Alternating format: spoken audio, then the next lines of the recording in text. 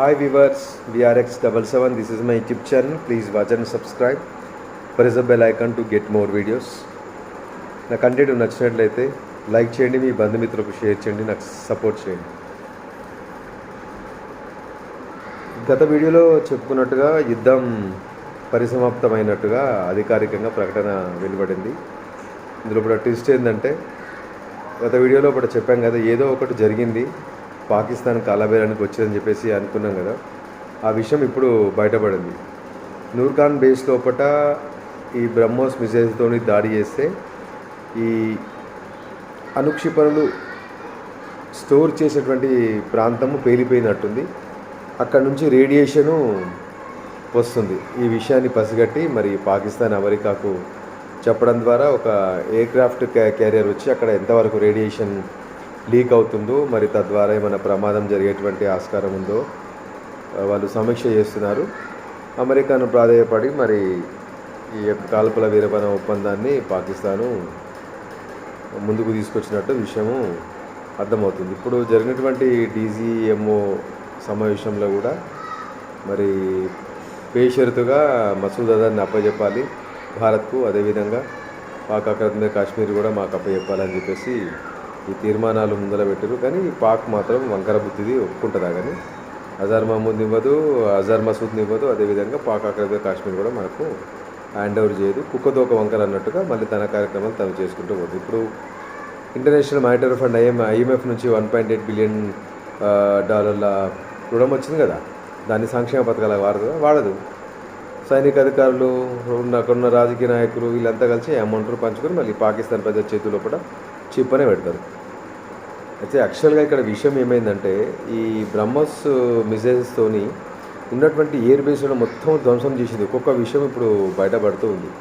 అంటే ఇస్రో ఒక 10 రకాల శాటిలైట్ను పాకిస్తాన్ పైన నిఘా కోసం ఏర్పాటు చేసింది కదా. ఈ శాటిలైట్ పిక్చర్స్ లోపల క్లియర్ కట్గా కనిపిస్తుంది. ఇంకా మెల్లిమెల్లి ఒక్కొక్కటి విషయం బయటపడుతుంది. వీళ్ళకు ఈ అణుస్థావరాలను మెయింటైన్ చేయడానికి కూడా వాళ్ళ దగ్గర సరిగ్గా డబ్బులు లేవు.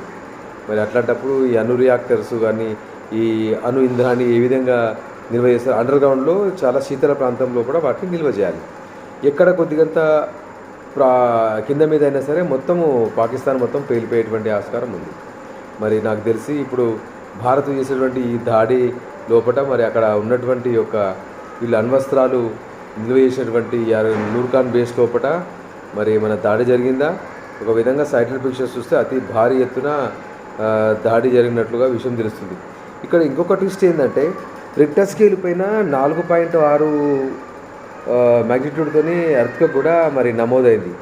అంటే నాకు తెలిసి మరి అండర్గ్రౌండ్లో ఉన్నటువంటి అణుబాంబులు పేలిపోయి తద్వారా మరి భూకంపం సంభవించిందో ఇంకా విషయం ఇంకా ఏది కూడా బయటికి రావటం లేదు. ఈ సెస్మోగ్రాఫ్ పైన ఈ భూకంప లేఖ ఉంటుంది కదా, దాని మీద 4.6 మ్యాగ్నిట్యూడ్తోని ఈ యొక్క ఎర్త్క్వేక్ వచ్చినట్టుగా మరి ఇప్పుడే రావాలా యాదృచ్ఛికంగా?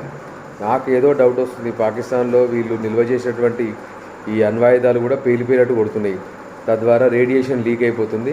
ఇది రానున్న కాలం లోపల పెద్ద ప్రమాదంగా దారితీస్తుంది. రేడియేషన్ బారిన పడేటువంటి పాకిస్తాన్ ప్రజలకు క్యాన్సర్ రావడము, ఇంకా అవయవాల లోపంతో పుట్టినటువంటి బిడ్డలు ఇప్పుడు ఎట్లయితే హిరోషిమా నాగసాకి లోపల 100 ఏళ్ళ వరకు ఏ విధంగా అయితే అవిటి వాళ్ళుగా పుట్టారో, మరి పాకిస్తాన్ జనాభా కూడా అదేవిధంగా ఆల్రెడీ చిప్పు పట్టుకొని నడకదింటురు.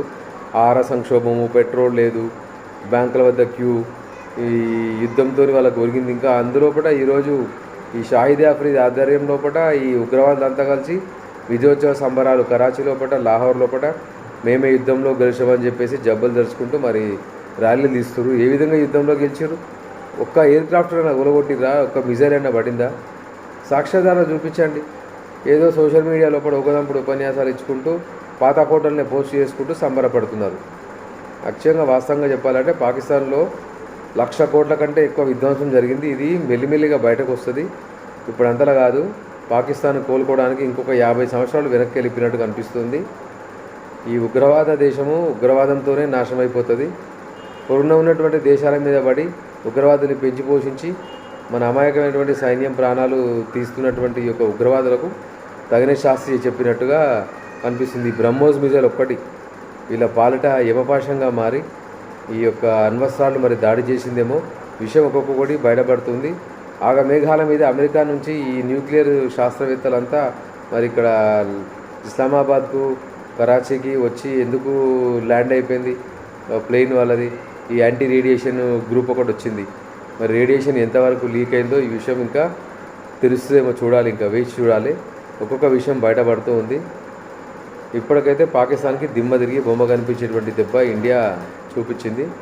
ఇదే విధంగా యుద్ధం ఇంకా కంటిన్యూ అయిన ఉంటే పాకిస్తాన్ ఇంకా కాళ్ళబేరానికి వచ్చి అదో పాతాళానికి పడిపోయేటువంటి ఆస్కారం ఉంటే ఫ్యూచర్లో వీళ్ళ నుంచి మనకి ఇంకెలాంటి ప్రాబ్లం వచ్చేది కాదు.